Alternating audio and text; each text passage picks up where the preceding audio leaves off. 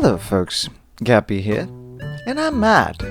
Incredibly so. You see, I am a guy that loves my video games. In fact, you could have seen it by the past year of uploads to this channel. I really love video games, and I try them from time to time. And recently, I decided to play a little game that has been doing the rounds called the First Descendant. And why is the game doing the rounds, you might ask? Well...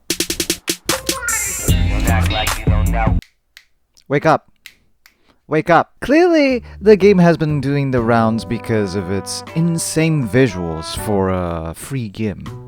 Free game. But before I get into any details of the problem that this game entails, which is obviously money, I will give you a quick overview, because understandably, if you didn't play this game, it can seem a bit overwhelming, so I might as well just give you guys a quick overview of things.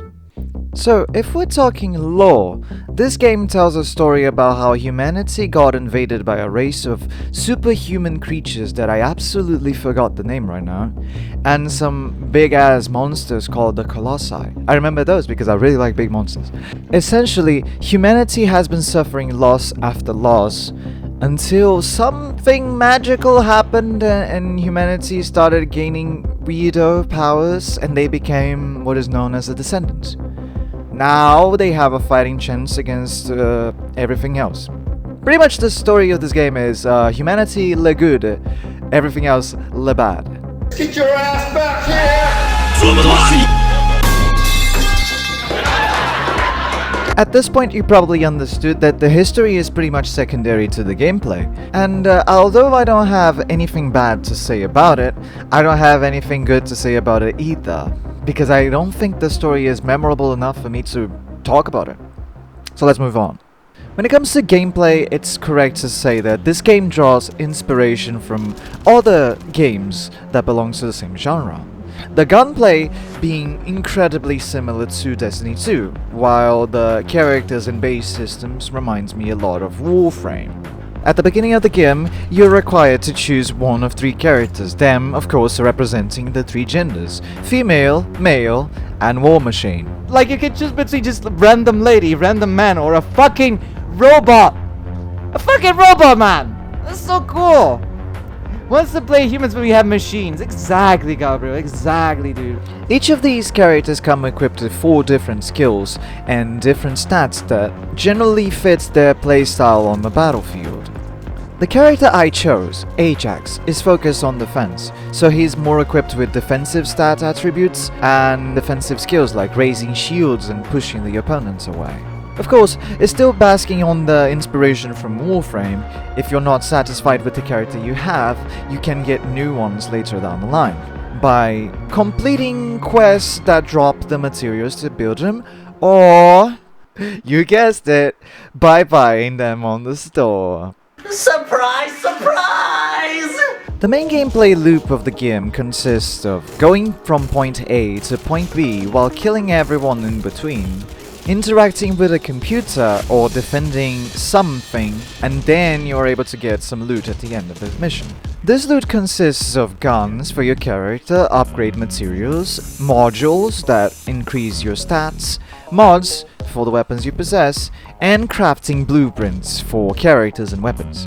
Said blueprints drop in packages like the Warframe relics, which need to be activated by fighting the Colossi, which are kinda like the big bosses of the game, which they are fun fights, but it gets kind of egregious when you realize that the drop rates for most of these blueprints are generally in, like, I don't know, 6%, 3%, that type of number. This game is what I like to call a slop shooter. And there's nothing wrong with that. Like, we all like to go into a game, turn brain off, and just shoot things. It's fun. I used to play a lot of Destiny 2 and Warframe. I've sunk like thousands of hours in those games. And I like them. Maybe not Destiny 2. But it's fun. It's a fun experience. So, if you want my honest opinion on the game, I think this is a pretty solid 6 out of 10. I played this game on stream. I had a lot of fun from start to finish. Like, I played better, but I also played worse. Like, there's not much to tell. It's a free game. You kill people. Like, it's dumb fun. And I can appreciate that. However, the problem with this game is not in the gameplay per se, it's in the system. You see, this lovely game is published by a lovely company named Nexon. And when I was a teenager, I used to play MapleStory quite a lot, and that is enough of a development in the situation. This game adopts a technique where instead of showing actual prices in the shop, they show the price in special coins, the premium currency of the game. And on stream, it didn't let me completely visualize how big the problem was. This is the table of prices for the game's premium currency.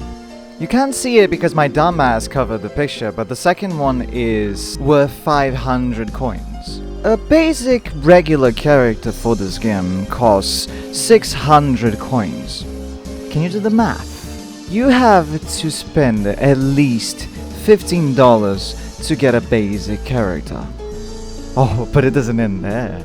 The premium versions of the characters cost at least 3,000 coins. That's $70. That is full AAA video game price for one singular character.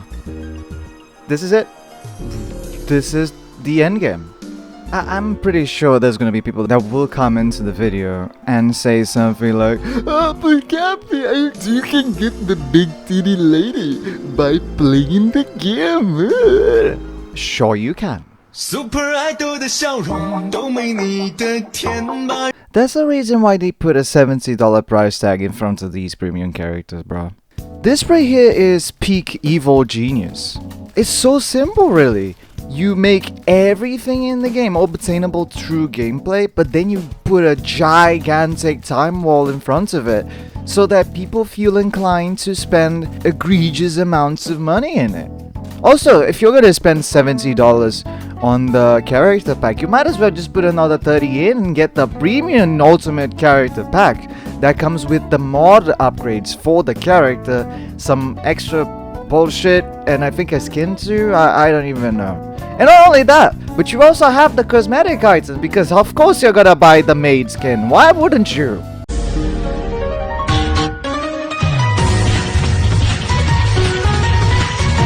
This sets up a dangerous precedent, because I can absolutely see like a few months, years in the future, Ubisoft seeing this shit and just going like, maybe we should try it too. And we are the ones to blame, because we absolutely keep supporting these predatory business practices. It's all on us. The way I see it, I cannot complain about the current state of the gaming industry while actively supporting it. If I don't agree with the business practices in the game, I will simply not support it. And it's pretty much how it went with this game. Even though I enjoyed thoroughly all the time I had while playing this game, I cannot bring myself to do it anymore. Especially after I've seen how the thing just goes into such absurdity. I'm Brazilian. I grew up poor. And even though I'm in a more comfortable situation nowadays, I still prefer to get kicked in the nuts than paying money on a free game. However, I will not judge you if you do. All I'm asking is that you consider not doing it. Because essentially you're just feeding this machine. And if we keep this up, things are only going to get worse from here on out. We, as consumers, have to understand that our money matters. Are we just gonna give it away because some corporate asshole put boobs and tits and ass in the screen? Are we that gullible? Come on, man. And yeah, I guess that's all I had to say, really. If the industry is gonna try to suck every single penny out of us, then we, as a community, should try to at least protect ourselves. I know my platform is not big enough to make a huge wave, but if I can try, at least I will. And I feel like I'm doing my part here. Anyway, if you guys enjoyed this, please consider subscribing. Helps a lot. Like the video too.